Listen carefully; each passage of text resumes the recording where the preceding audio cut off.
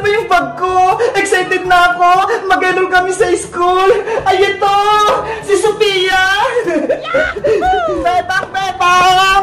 Tara na sa school! Nandiyan na ako, Iska! Wow! Naka-uniform ka rin, Bebang! Parehas tayo! Siyempre, pupunta tayo sa school eh. Kaya dapat naka-uniform tayo. Nakuha mo ba yung card mo? Kailangan natin yun para makapag-enroll na tayo.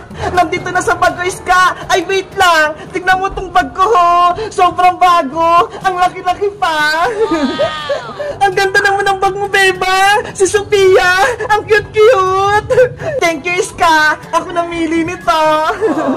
Tara na, mag-enroll na tayo. Nandito na yung card ko. Nay, alis na po kami. Pupunta lang kami ng school.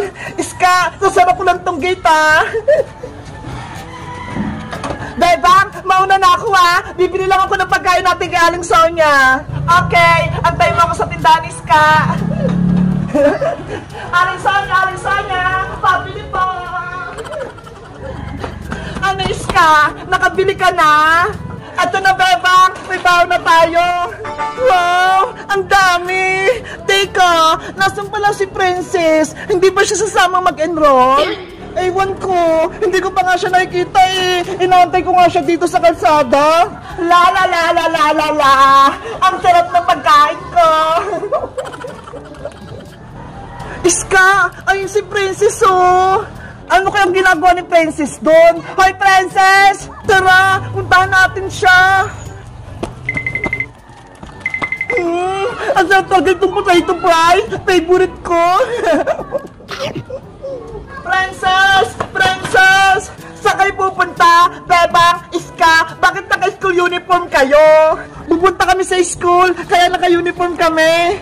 Bakit naman? Wala namang gagawin sa school, ah!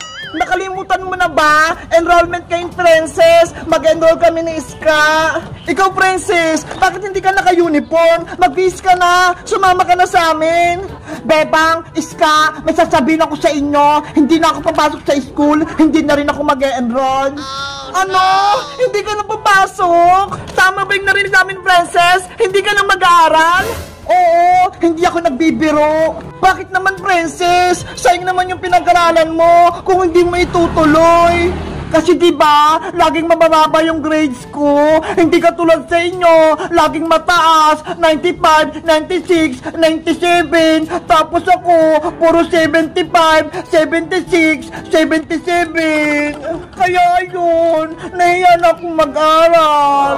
Princess, kahit mababa yung grades mo, okay lang yun. Basta pumasok ka sa school. Hindi nyo ako pinapakopya eh, kapag exam. Kaya hindi na ako sasama sa inyo mag-enroll.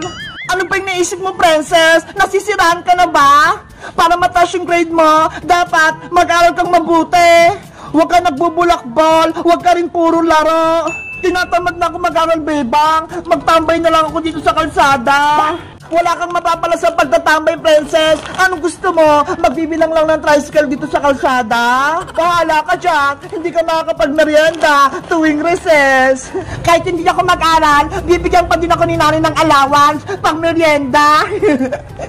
At sinong nagsabi na bibigyan ka ng pera, Princess? Nay! Yari si Princess. Nandun sa aling tiri. Totoo ba yung narinig ko? Hindi ka mag-enroll at hindi ka mag-aaral? Yari, may pamalo si nanay. Sumagot ka ng maayos, Princess. Kung hindi, hahangirin kita. Mag-enroll ka o hindi? Mag-enroll na po ako, Nay. Huwag niyo lang akong paluin. Mabuti kung ganon. Ay, ito uniform mo. Sumama kay Bebang tsaka kay Iska sa school. Opo. Akala ko, hindi na talaga mapasok si Princess. Tara na, Princess. Sumabay ka na sa amin. Habulin mo na kami, Princess! Wait nga ka, Bebang Iska! Baka paluin pa ako ni nanay! Guys, pupunta na kami sa school. Mag-enroll na kami. Grade 3 na kami ni Princess, pati ni Iska. Kayo guys, nakapag-enroll na ba kayo? At anong grade na ba kayo? Mag-comment lang kayo. Bye-bye!